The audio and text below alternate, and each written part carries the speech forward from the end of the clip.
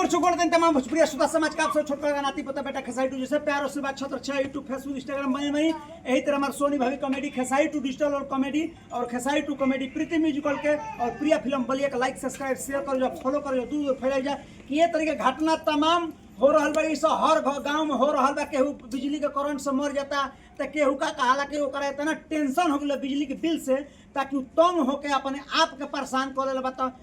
बहुत सिस्टम गड़बड़ बा बार बार मीटर चेंज होता कभी स्मार्ट मीटर लगाता तो कभी हाई मीटर लगाता तो कभी हाई मीटर लगाता कहीं तार नंगे बा कहीं कुछ बा तो बिजली विभाग के एक बढ़िया से एक ध्यान देवे के चाहिए कि ताकि केहू के घटना ना घटे केहू के बाल बच्चा के दिक्कत ना हो केहू परिवार के दिक्कत मुँहले रहब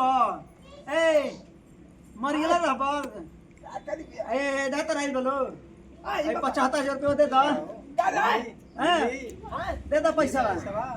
ये कुछ सिस्टम बाकी जेकर बाकी बात अगर 1 महीने का बाकी लग जाता ब्याज पर ब्याज चढ़ जाता तो जेकर 10,000 बात तो कोई के 40,000 होता 50,000 होता तो कहे मतलब सिस्टम बहुत उल्टा चल रहा पहले तरीका के ना रहत रहा पहले बिजली के खपत कम रहा बार ज्यादा हो गई बा और पहले के अपेक्षा बिजली मान लेके ठीक बा रहती मगर कहे के मतलब जो व्यवस्था बा गड़बड़ चलता जो तार नंगा बा एने कुल टूटत फाटत बा जरूरत तो बढ़िया से बदल देवे के चाहिए जौन भी अगर उचित मीटर होके उचित चीज होके लगा के यूनिट के देख करके जांच करे चाहिए आकर रोज मन हर मंथली रीडिंग बनाओ चाहे रीडिंग बनैला के बाद का कहला बिल के परेशान कर चाहिए ना कब 1 महीना बन गई 1 महीने में अगर 300 यूनिट रुआ जरेले बनी तो साल भर के 300 यूनिट जोड़ के बिजली विभाग कह देती है भले रुआ अगले महीने में 50 यूनिट जराई 40 यूनिट जरे उससे कोनो मतलब नहीं है सारा गलत हो रहा है पब्लिक के साथ है पूरा जनता के साथ है तो कहे के मतलब कि सारा बिजली हमनिए पैसा से बिया सारा चीज हमनिए चीज बावे फिर भी हमनी के भुगतान करता है जो देता है करता है तो सही इस्तेमाल करो जाता आदमी तभी गलत बा अगर गलत इस्तेमाल कर जाता तभी भी गलत बा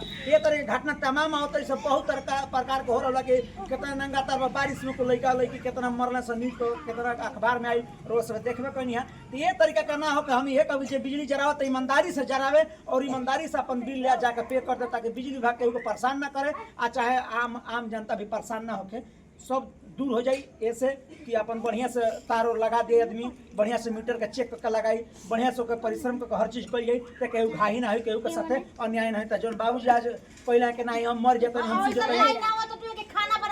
हाँ नौकी दुल्हनिया भैली आवत है 60 से चल जाती ना विदाई करे में देरी लगता आना करावत देरी लगता ना जात देरी लगता सिस्टम बहुत दिक्कत चल रहा है ये तरीका ना होकर चाहिए अगर पैसा देता आदमी तो भरपूर लाभ होकर चाहिए ना कि बिजली बिल आवता आ पैसा देत कर लाइन से परेशान रह जब काम बा तब लाइन में नहीं आ जब काम नहीं तब रात भर लाइन रेल ले रहती है तो यही तरह का दिक्कत परेशानी चल रही है दिक्कत परेशानी को दूर करे खातिर वीडियो को दूर फैलाई जाए और ताकि हर विभाग में जाओ ताकि सब समझे कि ताकि गांव में कितना परेशानी होते कितना दिक्कत होते बिजली के लेकर के तो लाइक सब्सक्राइब शेयर करो जो हमारे से हमारा पूरा टीम से जो भी गलती से भले दिल और दिमाग बना लो सिर्फ इंटरटेनमेंट खातिर वीडियो बनल बा लव यू ऑल फ्रेंड्स ये दीजिए विदाई फिर से अगले वीडियो मिल जाए जय जवान जय किसान भोजपुरी देश कोना कोना पहुंचोगे तनकी भोजपुरी आप प्रणाम नमस्कार चलो डिजिटल मीटर चला डिजिटल मीटर चला डिजिटल मीटर चला जा भैया पैसे चल जाए जमा हो जाए जा फोन पे से जमा हो जाए अकाउंट में जमा अरे चला पे अकाउंट में करता चला निकाल है पकड़ा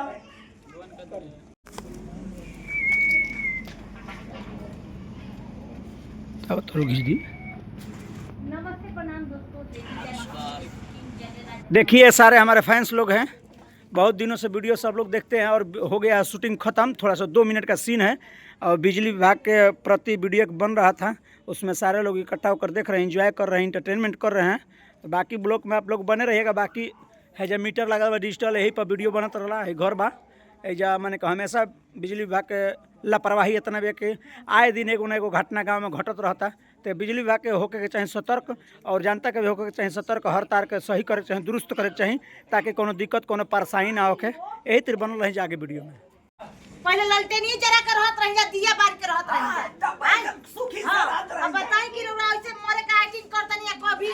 रियले के मर जाई त हमनी के बर्बाद हो जेबे बाबूजी ताई का ताई हां पहले मीटर हटवा दे हां हमनी के दोसर एती करवा ले पैसा होई त बाबूजी 4 गो गुंडा बोलवा दे तब गुंडा के मार करे के बा मीटर हटवा दे ए हो का बे आराम से ए बे कुछ ना मिली चल जा लोग लास्ट चांस अच्छा लास्ट चांस है ठीक है चलो जब है मिल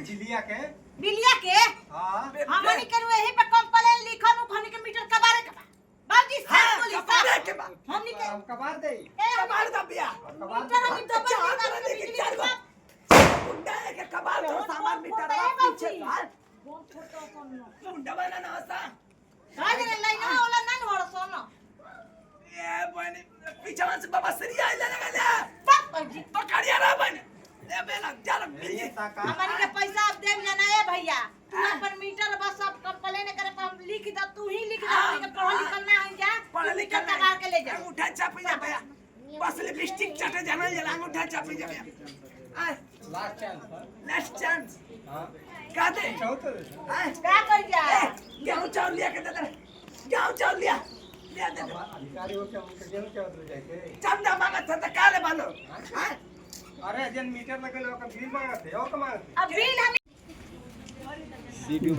वीडियो बने लगा रे मैया पूरा लाइक करे के बना सब्सक्राइब करे के बना हां जय जवान जय किसान पीछे से गुचावा आगे से गुचावा लाइक मारा